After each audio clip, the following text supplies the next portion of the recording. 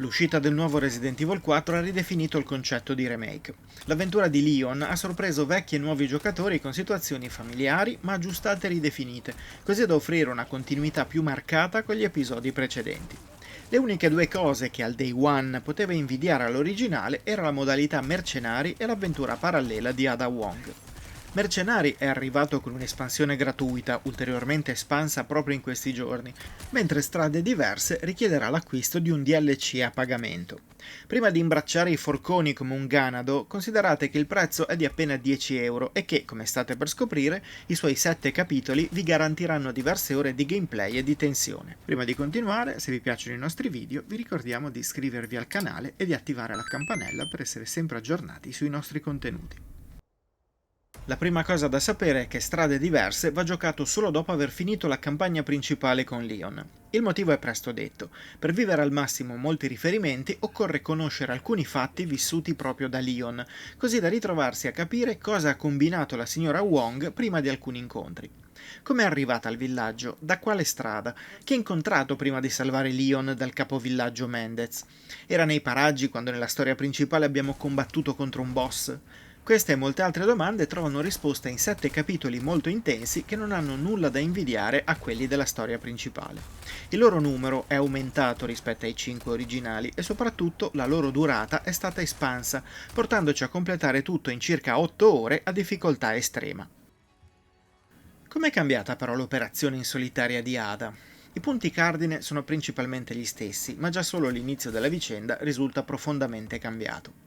Alcune situazioni sono state molto approfondite, con focus su avvenimenti, nemici e minacce nascoste, che qui si nascondono un po' meno. Il riferimento è specifico per Albert Wesker, il villain più amato e affascinante della saga, che qui fa qualche comparsata inedita e che approfondisce il suo interesse verso le Plagas. Nel complesso però si gioca per vedere dove la storia porta noi e Ada, personaggio anch'esso molto più tridimensionale rispetto a quanto ci ricordavamo. Interpretarla e muoverla scoprendo il suo approccio alla missione chiarisce diverse caratteristiche che ce l'hanno fatta amare ancora di più. Il gameplay, per ovvie ragioni, non è cambiato di una virgola, ma è stato arricchito da alcune trovate. La meno interessante, ma comunque centrata sul ruolo di spia, è una sorta di scanner applicato agli occhi di Ada.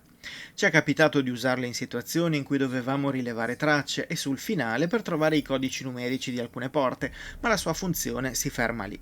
Molto più interessante risulta il rampino, strumento che amplia le capacità di Ada aprendoci strade precluse a Leon. Questo permette di esplorare in modo originale le mappe già viste e scoprire alcuni scorci inediti. Il suo uso è legato a specifici punti di appiglio e non si può usare liberamente come in Batman Arkham, ma funziona e permette anche di attaccare.